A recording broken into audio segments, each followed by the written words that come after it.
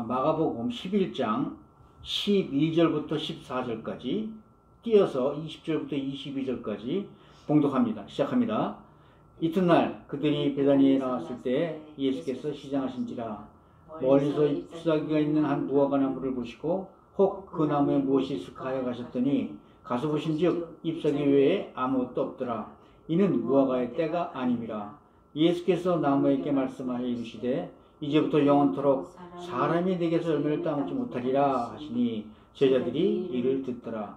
그들이 아침을 지나칠 때 무화과 나무가 뿌리째 마른 것을 보고 베드로가 생각이 나서 여짜오되 랍비여 보소서 저주하신 무화과 나무가 말랐나이다. 예수께서 그들에게 대답하여 이르시되 하나님을 믿으라. 아멘. 오늘은 하나님을 믿으라 라는 제목을 가지고 함께 말씀을 나누도록 하겠습니다. 버트란트 러셀은 영국에 배출한 20세기 유명한 철학자이죠. 그가 쓴 책 중에서 난 왜 그리스도인이 아닌가 라는 책이 있어요. 그 책에서 그는 자기가 비그리스도인으로 살아가는 이유에 대해 오늘 이 무화과 나무를 저주하신 예수님을 예로 들었어요. 바로 오늘 본문의 내용이죠. 어떻게 예수님이 아무 잘못이 없는 무화과 나무를 저주할 수 있느냐 하는 거예요.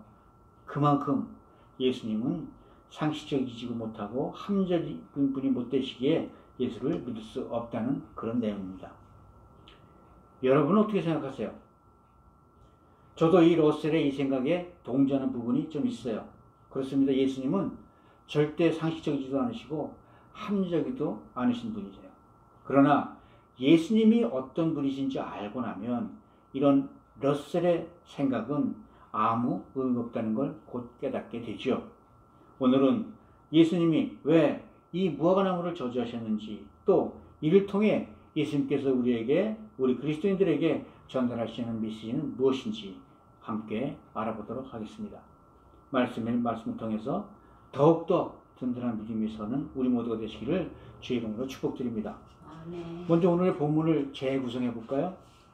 지난주에 살펴보았듯이 지난 주일날에는 예수님께서 예루살렘 성에 입성하셨어요. 수많은 군중들이 호산나 찬송하며 그 흔드는 종려나무까지 사이로 나귀 새끼를 타고 왕으로 오셨죠. 그리고 그날 주님은 다시 성 밖 베다니에 있는 나사렛 집에 돌아가서 주무십니다. 그 이튿날 아침, 월요일 아침에 예수님과 제자들이 다시 예루살렘 성으로 들어오시다가 마침 길가에 서 있는 이 무화과 나무를 보신 거예요. 마침 출출하신 차에 길가에 이미 무성한 무화과 나무 하나가 예수님의 눈에 들어왔던 것이죠. 예수님은 이 열매를 얻어볼까 해서 이 무화과 나무로 가셨는데 이 나무에는 열매가 전혀 없었어요. 이에 예수님께서 이 무화과 나무를 저주하세요. 영원토록 사람이 내게서 열매를 따먹지 못하리라. 그런데 아직 무화과 철이 아님을 알고 있었던 제자들도 이 말씀을 같이 듣지요. 그리고 다시 이튿날 아침 다시 예루살렘이라는 일행이 향할 때 이 일행은 이 무화과 나무가 뿌리째 말라 있는 것을 목격합니다. 이에 나무곁을 지나던 베드로가 예수님께 상기시켜요. 랍비여 보소서 저주하신 무화과 나무가 말랐나이다. 그런데 예수님은 제자들에게 동문서답 같은 대답으로 말씀을 하세요. 하나님을 믿으라. 이게 무슨 의미일까요? 이 먼저 무화과 나무에 대해서 설명을 드려야겠죠. 예수님이 유월절을 맞아 지금 예루살렘에 오셨어요. 그러니까 시기적으로 보면 아직 4월 중순 초봄이에요. 그런데 이 무화과 나무는 첫 열매를 맺고 나서 남은 시들에다가 8, 9월이 되어서야 좋은 열매를 맺기 시작합니다. 그래서 초봄에 맺는 이 시원찮은 열매들은 여행객들이나 어려운 사람들을 위해서 무한목으로 남겨놔서 추수를 하지 않죠. 멀리서 잎이 무성한 이 무화과 나무를 보신 예수님은 틀림없이 잎이 무성하니까 이 나무에 열매가 있으리라 생각하셨어요. 근데 막상 가보니까 잎사귀는 무성한데 열매가 없는 이 나무를 보신 거죠. 그리고 이에 저주하세요. 다음날 일행이 다시 이 자리를 지날 때 무화과 나무는 뿌리가 마른 채 길가에 서 있었습니다. 여러분은 이 사건을 어떻게 해석하세요? 우선 이런 사건은 우리가 아는 예수님의 정서와는 잘 맞지가 않아요. 사실 따지고 보면 주님은 지금까지 단 한 번도 자신의 필요를 위해 기적을 행하신 적이 없으셨잖아요. 광에서 40일간 금식하실 때도, 또 마귀가 돌이 떡이 되라 하고 예수님 유혹할 때도 예수님은 그 시험조차 물리치셨어요. 그런데 오늘 이 무화과나무의 저주 사건은 제자들이 보기에는 엄연히 주님의 개인적인 욕구와 관련된 사건이잖아요. 단지 출출하다는 예수님의 개인적 욕구가 충족되지 않자 아예 나무를 통째로 저주하신 거잖아요. 더 황당한 일은 13절 후반에 나타납니다. 이는 무화과의 때가 아닙니다. 아직 초봄인 그때는 무화과 열매철이 아니었기 때문에 자연스럽게 열매가 없을 수도 있다는 거예요. 그런데도 불구하고 설마 주님이 무화과의 열매철을 모르셔서 실수로 이런 저주를 하셨던 것일까요? 그렇다 해도 이 사건이 얼마나 어처구니 없는 사건입니까? 제철도 아닌 나무에게서 열매를 찾으신 것도 이해하기 힘든데, 그런 나무에 대고 주님이 저주해서 나무를 뿌리째 말라 죽게 하였다? 우리는 보통 주님은 살리는 분이지 주님은 죽이시는 분이 아니라고 믿고 있잖아요. 예수님께서 이런 적이 여지껏 한 번도 없으셨기에 정말 주님답지 않은 이례적인 기적을 행하신 것이죠. 그런데 과연 그럴까요? 이 사건은 단순히 그런 우발적인 해프닝이 아니었다는 거예요. 애꿎은 무화과나무를 희생양 삼으신 이 사건을 통해 주님께서 우리에게 의도적으로 던지신 메시지가 있다는 거지요. 그렇다면 과연 주님이 의도하신 그 메시지는 무엇일까요? 먼저 무화과나무는 이스라엘을 상징합니다. 그래서 많은 학자들이 뿌리가 마른 이 무화과나무를 이스라엘의 멸망을 상징한다고 해석하죠. 이 사건은 잎사귀만 무성했던 예루살렘 성의 백성들을 향한 주님의 준엄한 경고의 메시지이기도 했어요. 주님은 당시 예루살렘 사람들에게서 잎사귀만 무성한 것을 볼 뿐이지 어디서도 열매를 찾지 못하셨던 거예요. 그래서 주님께서는 열매를 맺지 못하는 이 무화과나무에게 저주하심으로 그들에게 경종을 올리셨던 겁니다. 잎사귀, 즉 겉만 번지르르한 하나님의 백성이라는 이름하에 겉만 번지르르한 이 이스라엘 백성들에게 매우 현장감이 넘치는 그런 교훈을 보내주셨던 것이죠. 그러면 이 말라 죽은 무화과나무의 기적이 이런 경고의 이야기로만 그친 걸까요? 제자들은요, 예수님의 이 저주 한마디에 무화과나무가 뿌리째 말라 죽는 기적을 보았어요. 과연 제자들은 어제 그 무성하던 무화과나무가 오늘 바짝 마른 무화과나무를 보고 무엇을 느꼈을까요? 저주도 하시고 생명도 죽이시는 예수님은 과연 어떤 분이실까? 자신들이 아는 예수님과 너무나 다른 모습을 보면서 제자들 마음 한구석에는 뭔가 섬찟하지 않았겠어요? 여러분, 예수님의 말씀에는 권세가 있음을 알아야 합니다. 마가복음 4장 49절에 이렇게 말씀하시죠. 예수께서 깨어 바람을 꾸짖으시며 바다더러 이르시되 잠잠하라 고요하라 하시니 바람이 그치고 아주 잔잔하여졌더라. 예수님은 말씀 한마디로 폭풍을 잔잔케 하고 바다를 잔잔케 하셨어요. 뿐만 아니죠. 죽은 나사로조차 말씀으로 살리셨어요. 요한복음 11장 43절을 보니까요. 죽은 지 사흘이나 된 나사로의 시체를 향하여 주님께서 말씀해요. 나사로야 나오라. 이 말씀 한마디로 나사로가 무덤에서 걸어 나옵니다. 여러분, 예수님은 말씀으로 자연을 다스리시고 생명을 주관하시는 분이심을 믿으시기 바랍니다. 아멘. 여러분들은 이 예수님의 말씀의 권세를 믿으십니까? 아멘. 할렐루야. 이때 베드로가 질문하죠. 라삐 보소서 저주하신 무화과나무가 말랐나이다. 여러분, 베드로가 여기서 주님을 향하여 라삐라고 부르고 있어요. 뭐 구태 틀린 말도 아니지만 최소한 이런 기적을 행하시는 주님 앞에서 퀴리오스, 즉 주님이시여라고 부르는 게 맞지 않았겠어요? 그러나 베드로 역시 언제나 생명을 살리시던 주님께서 구태여 이 무화과나무를 저주하고 말려 죽이기까지 하는 주님의 언행이 이해되지 않았던 것이죠. 곤란스럽던 베드로의 마음 안에도 예수는 과연 어떤 분인지 그런 의심이 생겼다는 겁니다. 이를 아시는 예수님께서 동문서답 같은 대답을 하세요. 22절 우리 함께 읽습니다. 시작. 예수께서 그들에게 대답하여 이르시되 하나님을 믿으라. 이런 표적을 보면서도 너희는 아직도 내가 랍비 정도로만 보느냐라고 되물으시는 거예요. 예수님은 모든 제자들에게 무화과나무가 이 많은 표적을 통해서 내가 바로 생명과 죽음조차 말씀 한마디로 주관하는 권세를 가진 하나님이다 라고 말씀하시는 줄 믿으시기 바랍니다. 아멘. 여러분들은 예수님이 하나님이신 줄 믿습니까? 아멘. 할렐루야. 그런데 여러분, 이렇게 우리 안에도 예수님을 왕으로 영접하면 생기는 현상이 하나 있다는 거예요. 혹시 여러분들도 베드로처럼 하나님은 어떤 분이셔야 한다는 자기 나름대로 그런 기준이 있으십니까? 그런데 이 기준에서 벗어나면 뭔가 찝찝한 마음이 들지는 않으세요? 그래서 하나님은 절대로 내 상식에 어긋나는 일을 하시지 않는 분이라고 믿지는 않으시나요? 그런데 여러분, 예수님을 영접하면 우리 마음 안에 일어나는 가장 크고 근본적인 변화가 있는데 그것이 바로 옛 질서가 무너지고 새 질서가 생긴다는 거예요. 마치 새로운 왕이 나라를 세우면 옛 법은 무시되고 새 법으로 나라를 다스리는 것과 같은 이치죠.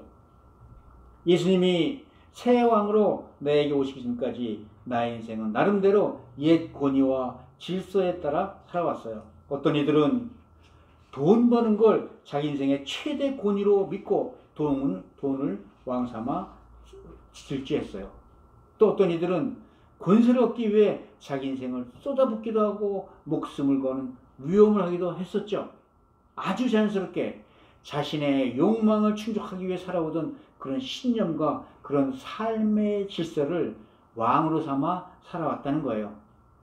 그런데 예수께서 우리 마음에 들어오시면 먼저 이 모든 옛 질서들을 깨부시고 새 질서를 정해주세요. 이것이 예수 그리스도를 왕으로 영접하면 우리 마음 안에 생기는 첫 번째 현상이 되는 겁니다.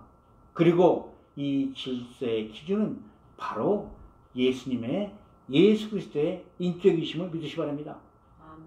여태까지는 내 욕망에 따라 살아왔다면 이제는 예수 그리스도의 말씀에 따라 살아간다는 거예요. 고린도 후서 5장 17절 잘 아시죠? 우리는 이렇게 표현합니다. 그런즉 누구든지 그리스도 안에 있으면 새로운 피조물이라 이전 것은 지나갔으니 보라 새 것이 되었느라. 아멘. 더 이상 육신의 옛 질서에 따라 살아가는 것이 아니라 이젠 예수 그리스도가 세워주신 그 새 질서대로 살아간다는 거예요. 내게 이로웠던 것들을 쫓아 살아가는 것이 아니라 이제는 예수 그리스도의 이로운 것을 쫓아가야 되고 내게 의로운 것이 아니라 예수 그리스도에게 의로운 게 무엇인가에 따라 살아가게 된다는 겁니다. 아멘. 아멘. 예, 이것이 바로 예수 그리스도께서 세우신 새로운 질서의 핵심인 줄 믿습니다.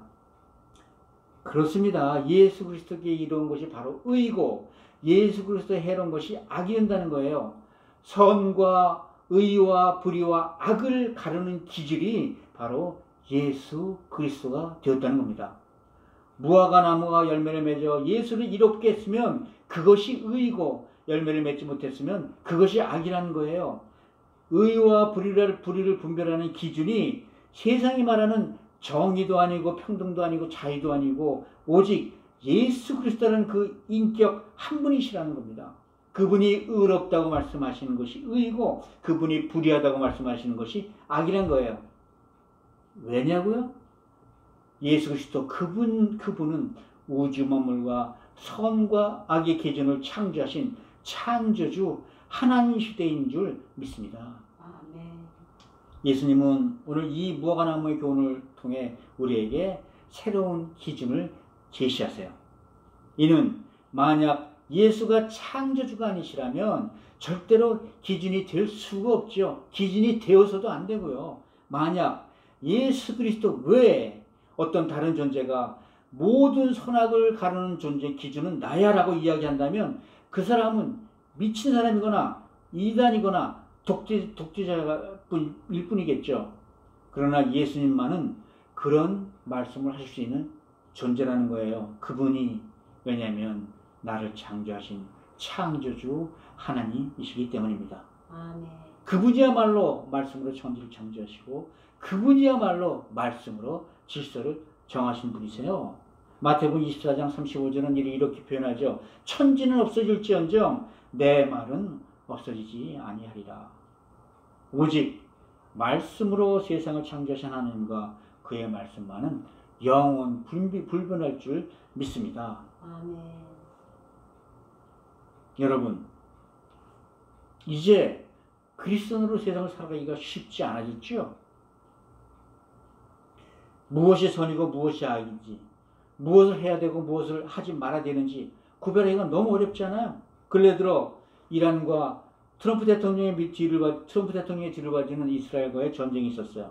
한 1년 전쯤에 이란이 뒷배인 하마스가 가자 지구에서 이스라엘 민간인들을 납치 살해하는 큰 사건을 벌여죠. 이에 복수의 기회를 노리던 이스라엘 정부가 이 하마스를 쑥대밭내고 수많은 가자 사람들을 죽이고 내쫓아 버립니다. 그러다가 지난 6월 중순부터 오랫동안 미국과 핵 협상을 해오던 이란이 갑자기 이 핵 협상에 미온적으로 나오기 시작해요. 이에 핵 위협을 느낀 이스라엘이 미국을 등에 업고 갑자기 이란을 향해 대량으로 폭격을 하죠. 한 2주 동안 이스라엘과 이란은 양국에서 쏘는 미사일로 밤하늘을 물들 정도로 격렬하다가 갑자기 미국이 벙커버스터라는 폭탄을 이란 핵시설에 투자하면서 전쟁이 마무리되는 듯 보여요. 그런데 이 중동 지역에서는 역사적으로 아주 첨예하게 대립하는 이슈들이 한두 개가 아니지 않습니까? 어떤 이들은 이슬람의 신정 정치가 악이라 그러고, 어떤 이들은 이스라엘이 너무 이기적이라 그러고, 어떤 이들은 왜 미국까지 이런 전쟁에 직접 껴야 되느냐고 그러고, 그리고 이 모든 분쟁은 결국 호르무스 해협의 봉쇄와 유가에 따른 세계 경제 추락으로 돌아오지요. 여러분 참 어렵고 복잡하지 않아요? 무엇이 선이고 무엇이 악인지 구별하기 거의 불가능하고 어려워요. 이렇게 세상의 기준이나 양심조차 세상의 기류에 따르게 변하기 때문에 그래서 우리는 세상을 세옹지마의 세상이라고 말하는 겁니다. 그런데 우리 그 각자의 이유들을 들어보면 모두 나름대로의 기준에 따라 합리적으로 이야기하고 있는 옳은 이야기들이에요. 그러니 더 어려워지죠. 이런 선과 악이 뒤섞인 복잡한 환경 속에서 우리 그리스도인들도 하루하루를 살아가고 있습니다. 좋든 싫든 결국은 이 세상은 우리 그리스도인들에게도 둘 중에 한 편을 선택하라고 강요한다는 거예요. 그러면 도대체 그리스도인들은 무엇을 기준을 가지고 이 세상을 살아가야 한다는 겁니까? 그렇습니다. 예수님이 오늘 알려주셨잖아요. 무화과나무의 기적을 통해 우리에게 구체적으로 기준을 제시하시는 거예요. 예수께서 말씀하십니다. 무화과나무의 의는 내가 배고플 때 그 열매를 맺을 수 있도록 해야 되는 것이 의야. 다른 말로 표현하면 이 일은 예수님께 의로운 일이냐 아니면 새로운 일이냐로 그 기준을 분별하라는 겁니다. 그렇습니다. 그리스도인들에게 하나의 기준밖에 없다는 거예요. 이 일이 예수를 이롭게 하는 일인가 아니면 해롭게 하는 일인가, 이 일이 예수 그리스도를 기쁘시게 하는 일인가 아니면 예수님께서 슬퍼하시는 일인가. 왜냐하면 우리는 그리스도의 사람이기 때문에 그러는 줄 믿습니다. 아멘. 그럼에도 불구하고 이렇게 하는 것이 옳다 저렇게 하시는 것이 옳다 가끔 헷갈릴 때가 많죠. 그렇다면 그럴 때마다 여러분 여기서 나는 누구인가 하는 그 본질로 다시 돌아가야 된다는 거예요. 여러분은 스스로를 자기를 누구라고 믿으세요? 스스로 그리스도임을 믿고 고백하시나요? 그렇습니다. 우리는 그리스도인이고 예수의 사람이자 예수에 속한 사람들이에요. 아멘? 아멘. 여러분, 우리는 보통 누구누구의 사람이라는 얘기를 많이 하죠. 예를 들어 나는 트럼프 사람이야. 그러면 나는 트럼프의 이익을 위해 일하는 사람이야 라는 뜻 아닌가요? 요새처럼 미국 이민자로서 여러 가지 정치 상황을 만나면 무엇이 미국과 트럼프의 이로운지 분별하기 쉽지 않죠. 이럴 때 내 안에서 가장 근본적인 아이덴티티를 찾아 쫓아가라는 거예요. 그리스도인으로 무엇이 예수를 이롭게 하는 것인가? 그렇습니다. 그리스도인으로 공적인 아이덴티티는 예수를 이롭게 하는 사람이라는 겁니다. 아무리 미국과 트럼프를 이롭게 하는 일이라도 예수를 의롭게 하는 일이 아니면 의가 아니라는 거예요. 그리스도인들에게는 도덕과 세상의 도덕과 윤리가 의가 아닙니다. 오직 예수 그리스도께서 의롭다 여기시고 기뻐하시는 것만이 의라는 거예요. 아무리 이것을 위해 희생하고 헌신한다 해도 예수님이 보시기에 의롭지 않으면 이것이 의가 아니란 겁니다. 여러분, 이 이야기가 바로 예수님께서 우리들의 마음 안에 우리들의 성의 왕으로 입성하셨다는 그런 의미입니다. 아멘. 이 이야기는 예수님이 우리를 위해 존재하시는 것이 아니고 우리가 예수를 위해 존재한다는 의미예요. 오늘 이 무화과 사건이 우리에게 가르치는 것이 바로 이것입니다. 예수님이 무화과 나무를 위해 존재하시는 것이 아니고 무화과 나무가 예수님을 위해 존재한다는 거예요. 무화과 나무의 존재 이유가 예수님께서 시장하실 때 자기 열매를 맺어 드리는 것이 존재의 목적이라는 겁니다. 웨스트민스터 대소요리문답 1장의 문답의 답은 이렇습니다. 인간의 제일 되며 가장 높은 최고의 목적은 무엇인가? 하나님을 영화롭게 하며 영원토록 그를 온전히 즐거워하는 것이니이다. 아멘. 아멘. 여러분, 마찬가지로 우리 인간은 예수님을 기쁘시게 하기 위해 존재하는 사실을 믿으시기 바랍니다. 아멘. 여러분, 오늘 우리 그리스도인들의 타락은 나아가서 현대 기독교의 타락은 여기서 비롯된 것이 아닐까요? 예수님이 여러분들을 위해 했습니까? 아니면 여러분들이 예수님을 위해 존재하시는 걸까요? 많은 그리스도인들은 나의 치유를 위해, 나의 회복을 위해, 나의 배를 위해 예수가 존재한다고 믿어요. 그래서 세상을 살아가는 기준이 내 배가 되고 내 삶의 기준이 항상 나 자신이라는 거예요. 세상 기준은 내가 행복하면 그것이 선이고 나에게 손해가 나는 것은 악이라고 믿는다는 거죠. 여러분, 믿는 우리들은 주님의 자녀답게 세상의 빛과 소금으로 살게 해달라고 기도할 때가 여러 번 있었죠. 그러나 이런 세상의 기준으로 빛과 소금이 되려는 사람은 절대로 세상의 빛과 소금이 되지 못하더라는 겁니다.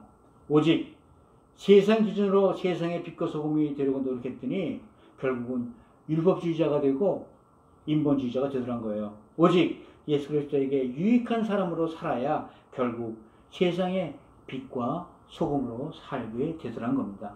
그렇습니다. 아멘. 믿는 자들에게 삶의 기준은 빛과 소금이 아니라 예수 그리스도에게 이로운 삶을 사는 건 줄 믿으시기 바랍니다. 아멘. 빌립보 3장 9절에서는 세상을 기준으로 사는 자들에게 대해 이렇게 말씀하죠. 그들의 마침은 멸망이요 그들의 신은 배요 그 영광은 그들의 부끄러움에 있고 땅의 일을 생각하는 자라. 예수님만이 삶의 기준이 되어 살아갈 때 하나님이 기뻐하시는 삶을 살아가게 되는 줄 믿습니다. 아멘. 예수님을 기쁘게 하심으로 예수님께 유익하고 의로운 우리 모두가 되시기를 주의 이름으로 축복드립니다. 아멘. 이제 말씀을 드렸죠. 사랑하는 성도 여러분, 여러분들은 어떤 하나님을 믿으십니까? 나를 행복하게 해주시는 하나님을 믿으세요? 아니면 내가 행복하게 해드려야 될 그 하나님을 믿으세요?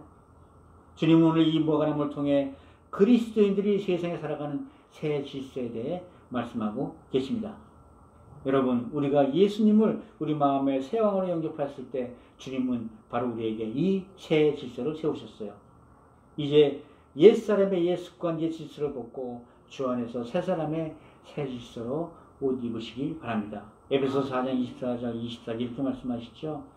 너희는 유혹의 욕심에 따라 썩어져가는 구습을 따르는 옛사람을 벗어버리고 하나님을 따라 의와 진리의 거룩함으로 지으심을 받은 새 사람을 입으라. 아멘. 주 안에서 새 사람의 열매를 맺으시기 바랍니다. 주님이 우리 곁을 지나가실 때 우리에게서 주님은 새 열매를 찾으시는 분이세요. 우리가 주님이 목마르다 하실 때 주님께 물을 드려야 되는 존재이고, 주님께서 내가 배고프다 하실 때 열매를 드려야 되는 존재라는 거예요.